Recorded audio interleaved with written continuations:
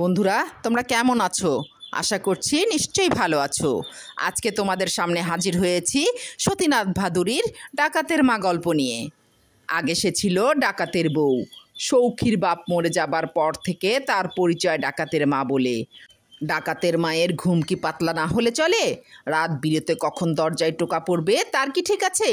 টক টক করে 2 টোকার শব্দ থেমে থেমে 3 বার হলে বুঝতে হবে দলের লোক টাকা দিতে এসেছে। 3 বারের পর আরও একবার হলে বুঝতে হবে যে সৌখী নিজে বাড়ি ফিরল। ছেলের আবার কড়া হুকুম, তখনই দরজা খুলবি না হুট করে। খবরদার, 10 বার নিঃশ্বাস ফেলতে যতক্ষণ সময় লাগে ততক্ষণ অপেক্ষা করবি, তারপর দরজা খুলবি।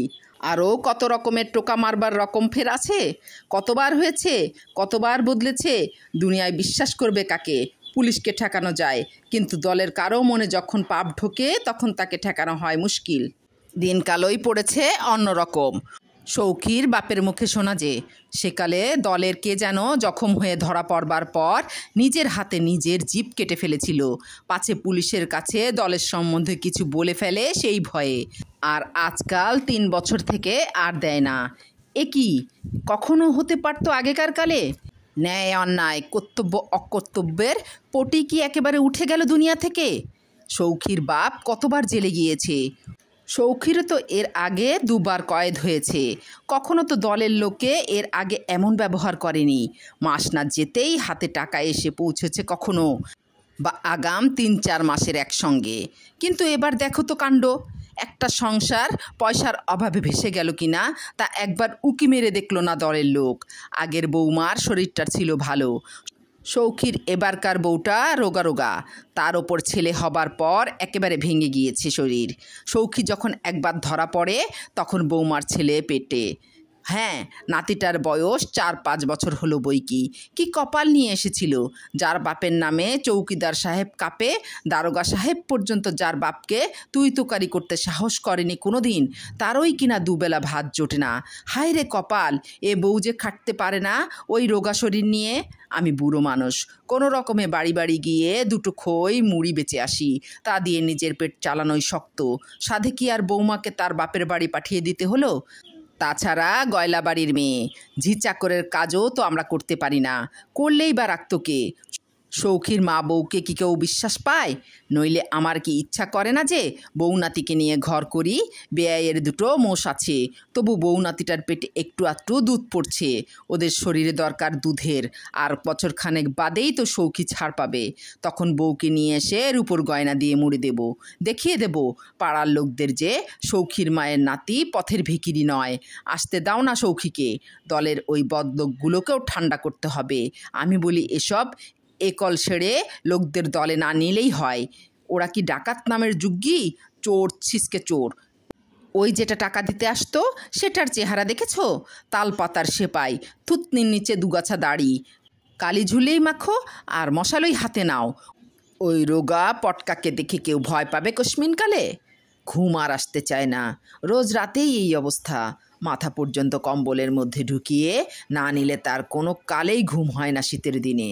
একবার সৌখী কোথা থেকে রাত দুপুরে ফিরে এসে টোকার সাড়া না পেয়ে কি মারই মেরেছিল মাকে। বলে দিয়েছিল যে ফের যদি কোনোদিন নাক মুখ ঢেকে শুতে দেখি তাহলে খুন করে ফেলে দেব। বাপের বেটা, তাই মেজাজ অমন করা। আপাদমস্তক কম্বল মুড়ি দিয়ে নাক ডাকিয়ে ঘুমুলেও একটা বকুনি দেবার লোক পর্যন্ত নেই বাড়িতে। গেল 5 বছরের মধ্যে এ কি কম দুঃখের কথা? ঘুমের অসুবিধা হলেও ছেলের কথা মনে করে সে একদিনের জন্য নাক মুখ ঢেকে শোয়নি 5 বছরের মধ্যে। বাইরে নোনা আতা গাছতলায় শুকনো পাতার ওপর একটু খড়খড়িস করে শব্দ হলো। গন্ধগোকুল কিংবা শিয়াল টিয়াল হবে বোধ হয়। কী খেতে যে এরা আসে বোঝা দায়। বুড়ো হয়ে শীত বেড়েছে। আগে একখান কম্বলে কেমন দিব্যি চলে যেত। এ কম্বলখানা হয়েছে অনেক কালের পুরনো। এর আগের বার সৌখী জেল থেকে এনেছিল। সে কি আজকের কথা? কম্বলখানার বয়স ক বছর হবে তার হিসাব করতে গিয়ে বাধা পড়ে। টক টক করে টোকা পড়ার মতো শব্দ যেন কানে এলো। টিকটিকির ডাকও বোধ হয়। হাতি পাকে পড়লে ব্যাঙেও লাথি মারে। টিকটিকিটা শুদ্ধ খুনসুরি আরম্ভ করেছে মজা দেখবার জন্য। করে নে। টক টক করে আবার দরজায় 2টো টোকা পড়ল। না, তাহলে টিকটিকি না তো। আওয়াজটা ক্ষণক্ষণে, টিনের কপাটের ওপর টোকা মারবার শব্দ। বুড়ি উঠে বসে। ঘর গরম রাখার জন্য সে আগুন করেছিল মেঝেতে, সেটা কখন নিভে গিয়েছে, কিন্তু তার ধোঁয়া ঘরের অন্ধকারকে আরও জমাট করে তুলেছে। এতদিনে কি তাহলে দলের হতভাগাগুলোর মনে পড়েছে সৌখীর মায়ের কথা? আবার দরজায় দুটো টোকা পড়ল, আর সন্দেহ নেই অনেক দিনের অনভ্যাসের পর এই সামান্য ব্যাপারটা বুড়ির মনের মধ্যে একটু উত্তেজনা এনেছে। তবু বলা যায় না কে না কে। সৌখীর মা আস্তে আস্তে উঠে দরজার পাশে গিয়ে দাঁড়ায়, বন্ধ কপাটের ফাঁক দিয়ে বাইরের লোকটাকে দেখবার চেষ্টা করলো। লোকটাও বোধহয় কপাটের ফাঁক দিয়ে ভিতরে দেখবার চেষ্টা করছে। বাইরেও ঘুটঘুটে অন্ধকার, কিছু দেখা যায় না, বিড়ির গন্ধ নাকে আসছে। আবার টোকা পড়ল দুটো, এবার একেবারে কানের কাছে। এ টোকা পড়বার কথা ছিল না। অবাক কাণ্ড, তাহলে তো লোকটা টাকা দিতে আসেনি, পুলিশের লোক টোক নয় তো। টোকা মারবার নিয়মকানুনগুলো হয়তো ভালো জানে না। সৌখীর ছাড়া পাবার যে এখনও বহু দেরি। নিশ্চয়ই পুলিশের লোক। তবে তুমি যেই হও, টাকা দিলে নিশ্চয়ই নিয়ে নেব। তারপর অন্য কথা, কথা বলতে হবে সাবধানে, দলের কারো নাম ধাম আবার মুখ দিয়ে বেরিয়ে না পড়ে অজান্তে। হঠাৎ মনে পড়ল হুড়কো খুলবার আগে 10 বার নিঃশ্বাস ফেলবার কথা। মানসিক উত্তেজনায় নিঃশ্বাস পড়ছেই না, তা গুনবে কি? বুকের মধ্যে ধড়াস ধড়াস করছে। বুড়ি তাড়াতাড়ি 10 বার নিঃশ্বাস ফেলে নিয়ম রক্ষা করে নিল। দরজা খুলে সম্মুখে এক লম্বা চওড়া লোককে দেখে ডাকাতের মায়েরও গা ছমছম করে। ঘর যে একেবারে ঘুটঘুটে অন্ধকার, ঢুকি কি করে? কে সৌখী? ও মা তুই? আমি ভাবি কে না কে। বুড়ি ছেলেকে জড়িয়ে ধরেছে। এ ছেলে বুড়ো হয়েও সেই একই রকম থেকে গেল। জেল থেকে ছাড়া পেয়ে ফিরেছে, বুক ফুলিয়ে পাড়া জাগিয়ে ঢুকতে পারত বাড়িতে অনায়াসে, কিন্তু দরজায় টোকা মেরে মার সঙ্গে খুনসুরি হচ্ছিল এতক্ষণ। এ আনন্দ তার রাখবার জায়গা নেই। লাট সাহেব জেল দেখতে গিয়েছিল, আমার কাজ দেখে খুশি হয়ে ছেড়ে দেবার হুকুম দিয়ে দিল। খুশি আর কি, হেড জমিদার সাহেবকে টাকা খাইয়েছিলাম, সেই সুপারিশ করে দিয়েছিল জেলার বাবুর কাছে, তাই বেশি রেমিশন পেয়ে গেলাম। আচ্ছা তুই কুপিটা জ্বাল তো আগে, তারপর সব কথা হবে। দরকারের চাইতেও জোরে কথাগুলো বলল সৌখী, যাতে ঘরের অন্য সকলেও শুনতে পায়। তারপর মাকে কেরোসিন তেলের টেমিটাকে খুঁজতে সাহায্য করবার জন্য দেয়াশলাইয়ের কাঠি জেলে তুলে ধরে। বুড়ি এতক্ষণে আলোতে মুখ দেখতে পেল ছেলের, চুলে বেশ পাক ধরেছে এবার, তাই বাপের মুখের আদল ধরা পড়েছে ছেলের মুখে। রোগা রোগা লাগছে যেন। সৌখীটার তো বাপের মতো জেলে গেলে শরীর ভালো হয়, তবে এবার এমন কেন? ছেলের চোখের চাউনি ঘরের দূর দোয়াল পর্যন্ত কি যেন খুঁজছে। কাদের খুঁজছে সে কথা আর বুড়িকে বুঝিয়ে বলে দিতে হবে না। হারে, জেলে তোর অসুখ বিসুখ করেছিল নাকি? সৌখী এ প্রশ্ন কানে তুলতে চায় না, জিজ্ঞাসা করে, এদের কাউকে দেখছি না। প্রতি মুহূর্তে বুড়ি এই প্রশ্নের ভয়ই করছিল। জানা কথা যে জিজ্ঞাসা করবেই, তবু বউ বাপের বাড়ি গিয়েছে। হঠাৎ বাপের বাড়ি? এতদিন পর বাড়ি ফিরেছে ছেলে, এখনই সব কথা খুলে বলে তার মেজাজ খারাপ করে দিতে চায় না। মরদের রাগ শুনেই এখনই হয়তো ছুটবে রাগের মাথায় দলের লোকের সঙ্গে বোঝাপড়া করতে। নাতি আর বউয়ের শরীর খারাপের কথাও এখনই বলে কাজ নেই। ছেলে ছেলে করে মরে সৌখী, আগের বউটার ছেলে পিলে হয়নি, এ বউয়ের ওই একটিই তো টিমটিম করছে। তার শরীর খারাপের কথা শুনলে হয়তো সৌখী এখানে আর কোনো দিনও থাকবে না। এতদিন পর এলো, একদিনও কাছে রাখতে পারবো না। খেয়ে দিয়ে জিরিয়ে সুস্থির হয়ে থাকুক 1-8 দিন, তারপর সব কথা আস্তে আস্তে বলা যাবে। কেন, মেয়েদের কি মা বাপকে দেখতে ইচ্ছা করে না একবারও? না না, তা কি বলছি নাকি? অপ্রতিভের চেয়ে হতাশ হয়েছে বেশি সৌখী। তার বাড়ি ফিরবার আনন্দ অর্ধেক হয়ে গিয়েছে মুহূর্তের মধ্যে। ছেলেটা কেমন দেখতে হয়েছে তাই নিয়ে কত কল্পনার ছবি এঁকেছে জেলে বসে বসে। ছেলে কেমন করে গল্প করে মায়ের সঙ্গে, তাই শুনবার জন্য টোকা মারবার আগে দরজায় কান ঠেকিয়ে কতক্ষণ দাঁড়িয়েছিল। ভেবেছিল রাত 9টার মধ্যে দুরন্ত ছেলেটা নিশ্চয়ই ঘুমাবে না। সে মনে মনে ঠিক করে ফেলে যে কালই সে যাবে শ্বশুরবাড়ি বউ ছেলেকে নিয়ে আসতে। এ কথা এখনই মাকে বলে ফেলা ভালো দেখায় না, নইলে মা আবার ভাববে যে নতুন বউ এসে ছেলেকে পর করে নিয়েছে। মা কত কি বলে চলেছে, এতক্ষণে শেষের কথাটা কানে গেল। নে হাত মুখ ধুয়ে নে। না না, আমি খেয়ে এসেছি, এই রাত করে আর তো রাত্রে বসতে হবে না। না, রাতছে কে? খই মুড়ি আছে, খেয়ে নে। তুই যে কত খেয়ে এসেছিস সে আর আমি জানি না। ব্যবসার পুঁজি খই মুড়িগুলো শেষ করে শোয়ার সময় তার হঠাৎ নজর গেল মার গায়ের ছেঁড়া কম্বলখানার দিকে। ওখান আমাকে দে। আপত্তি ঠেলে সৌখী নিজের গায়ের নতুন কম্বলখানা মায়ের গায়ে জড়িয়ে দিল। নতুন কম্বল মুড়ি দিয়ে শুয়েও বুড়ির ঘুম আসতে চায় না, পাক কিছুতেই গরম হয় না। রাজ্যের দুশ্চিন্তায় মাথা গরম হয়ে উঠেছে। সৌখীর নাক ডাকানির একঘেয়ে শব্দ কানে আসছে। এতদিন পর ছেলে বাড়ি এলো, কোথায় নিশ্চিন্ত হবে তা নয়, সৌখীকে কি খেতে দেবে কাল সকালে, সেই হয়েছে বুড়ির মস্ত ভাবনা। আজকের রাতটা না হয় বিক্রির খইমুড়ি দিয়ে কোনো রকমে চলে গেল। যদি বলতো দুটো ভাত খেতে ইচ্ছা করছে, তাহলে আর উপায় ছিল না। সব কথা না বলে। আলু চচ্চড়ি খেতে কি ভালোই বাসে সৌখীটা। কতকাল হয়তো জেলে বসে খেতে পাইনি। আলু, চাল, সর্ষের তেল সবই কিনতে হবে। অত পয়সা পাবো কোথায়? ভোরে উঠেই কি ছেলেকে বলা যায় যে আগে পয়সা জোগাড় করে আন, তবে রেঁধে দেবো? কাছারির ঘড়িতে 2টা বাজলো। ভেবে কুলকিনারা পাওয়া যায় না। মনে পড়ল যে পেশকার সাহেবের বাড়ি রাজমিস্ত্রি লেগেছে। আজ যখন মুড়ি বেচতে গিয়েছিল তখন দেখেছে যে পড়ে যাওয়া উত্তরের পাঁচিলটা গাঁথা হচ্ছে। বুড়ি বিছানা থেকে উঠে পা টিপে টিপে বেরোলো ঘর থেকে। পেশকারের বাড়ি বেশি দূরে নয়। পাঁচিল সেদিন হাত 2-2.5 উঁচু পর্যন্ত গাঁথা হয়েছে। মাটি আর ভাঙা ইটের পাহাড় নিচে পড়ে থাকায় সে পাঁচিল ভাঙতে বুড়ির বিশেষ অসুবিধা হলো না। বাড়ি নিশুতি, অন্ধকারে কি কোথায় আছে ঠাহর করা শক্ত। বারান্দার দোরগোড়ায় গুছিয়ে রাখা হয়েছে পেশকার সাহেবের খড়ম জোড়া আর জল ভরা ঘটি, ভোরে উঠেই দরকার লাগবে বলে। ভয়ে বুড়ি উঠোনের আর কোথায় কি আছে হাতড়ে হাতড়ে খুঁজবার চেষ্টা করল না। ঘটিটি তুলে নিয়ে পাঁচিল টপকে বাইরে বেরিয়ে এলো নিঃশব্দে।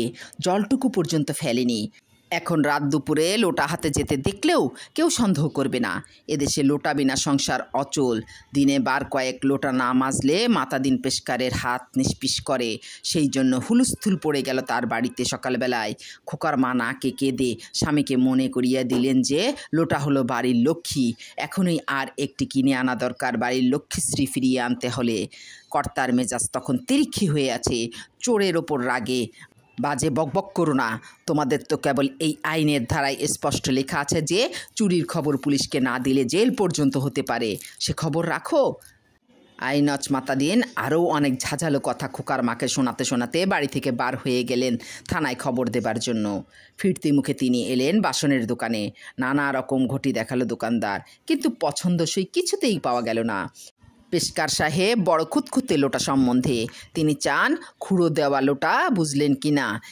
এই অত বড় সাইজের মুখ হওয়া চাই বেশ ফাদালো, যাতে বেশ হৃষ্টপুষ্ট মেয়ে মানুষের এতখানি মোটার উপর কাকন সুস্থ হাত অনায়াসে ঢোকানো যায় ভিতরটা মাজবার জন্য। দোকানদার শেষকালে হাল ছেড়ে দিয়ে জিজ্ঞাসা করে, পুরনো হলে চলবে? নামেই পুরনো, সস্তায় পাবেন 2.5 টাকায়।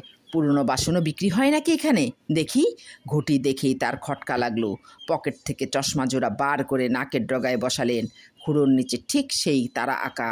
আর সন্দেহ নেই, মাতাদিন পেশকার আইনের ধারা ভুলে গিয়ে দোকানদারের টুটি চেপে ধরেন।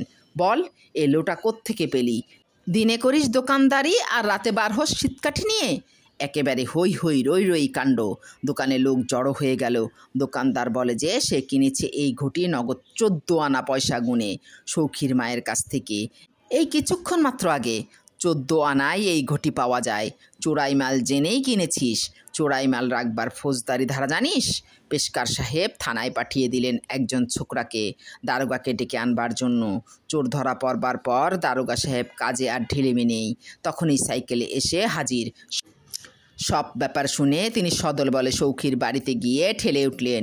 সৌখীর মা আলুর তরকারি চড়িয়েছে উনুনে। ছেলে তখনও উঠেনি বিছানা ছেড়ে। অনেক কাল জেলে ঘড়ি ধরে সকাল সকাল উঠতে হয়েছে। নতুন পাওয়া স্বাধীনতা উপভোগ করবার জন্য সৌখী মনে মনে ঠিক করেছে যে বেলা 12টার আগে সে কিছুতেই আজ বিছানা ছেড়ে উঠবে না।